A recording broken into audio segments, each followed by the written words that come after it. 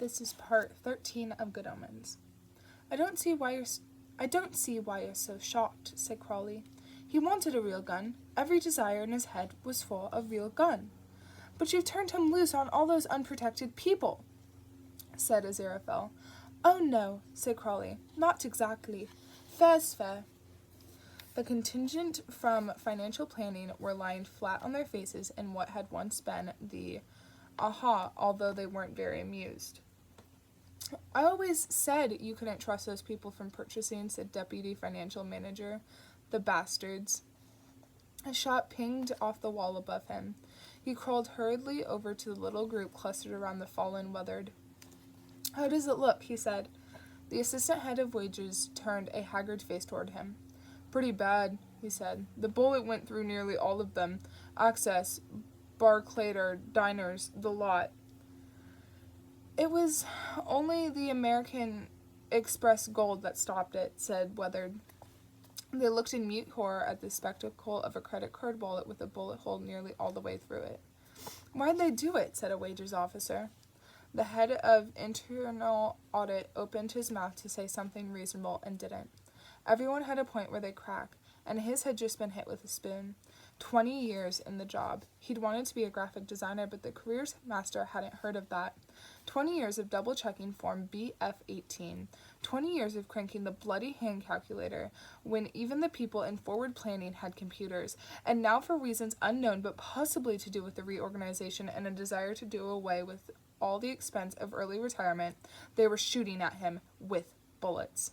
The armies of paranoia marched behind his eyes. He looked down at his own gun. Through the mist of rage and bewilderment, he saw that it was bigger and blacker than it had been when it was issued to him. It felt heavier, too. He aimed it at a bush nearby and watched a stream of bullets blow the bush into oblivion. Oh, so that was their game. Well, someone had to win. He looked at his men. Okay, guys, he said. Let's get the bastards. The way I see it, said Crawley, no one has to pull the trigger. He gave Aziraphale a bright and brittle grin. Come on, he said. Let's have a look around while everyone's busy. A bullet streaked across the night. Jonathan Parker, purchasing section, was wriggling through the bushes when one of them put an arm around his neck. Nigel Thompson spat a cluster of rhododendron leaves out of his mouth. Down there it's company law, he hissed through mud-encrusted features. But up here, it's mine. That was a pretty low trick, said Aziraphale as they strolled along the empty corridors. What did I do? What did I do? Said Crawley, pushing open doors at random. There are people out there shooting one another. Well, that's just it, isn't it? They're doing it themselves. It's what they really want to do. I just assisted them. Think of it as a microcosm of the universe. Free will for everyone. Ineffable, right? Aziraphale glared. Oh, all right, said Crawley wretchedly. No one's actually going to get killed. They're all going to have miraculous escapes. It wouldn't be any fun otherwise. Aziraphale relaxed. You know, Crawley, he said, beaming, I've always said that deep down inside you're really quite a... All right, Crawley snapped. Tell the whole blessed world, why don't you? After a while, loose alliances began to emerge. Most of the financial departments found out they had interests in common, settled their differences, and ganged up on forward planning. When the first police car arrived, 16 bullets from a variety of directions had hit it in the radiator before it had got halfway up the drive. 2 more took out its radio antenna, but they were too late. Too late. Mary Hodges was just putting down the phone when Crawley opened her office door. It must be terrorists, she snapped. Or poachers. She peered at the pair of them. You are the police, aren't you? She said. Crawley saw her eyes begin to widen. Like all demons, he had a good memory for faces, even after 11 years, the loss of a wimple, and the addition of some rather severe makeup. He snapped his fingers. She settled back into her chair, her face becoming a blank and amiable mask. There was no need for that, said Aziraphale. Good. He glanced at his watch. Morning, ma'am, he said in a sing-song voice.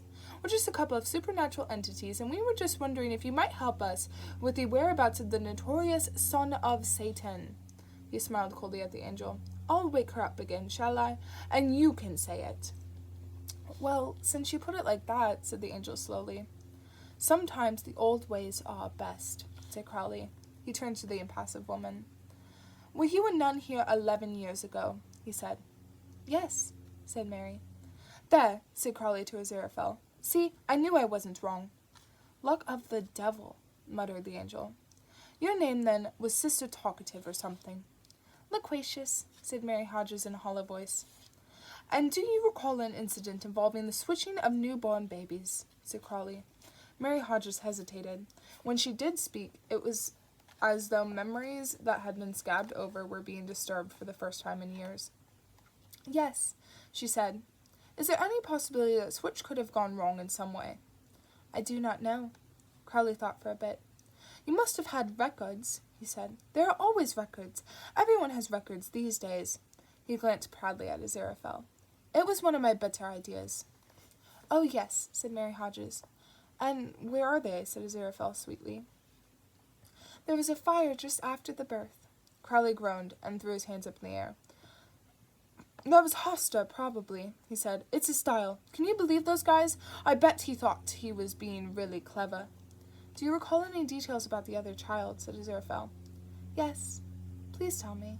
He had lovely little toesy-woesies. Oh.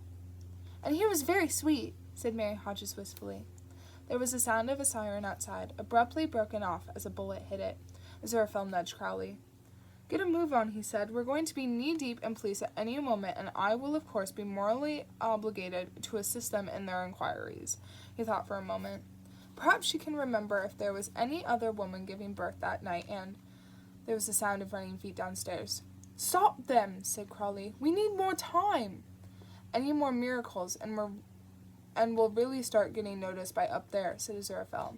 If you really want Gabriel or someone... wondering why 40 policemen have gone to sleep. Okay, said Crowley. That's it. It was worth a try. Let's get out of here. In 30 seconds she will wake up, said Aziraphale to the entranced ex-nun, and you will have a lovely dream about whatever you like best, and... Yes, fine, said Crowley. Now can we go?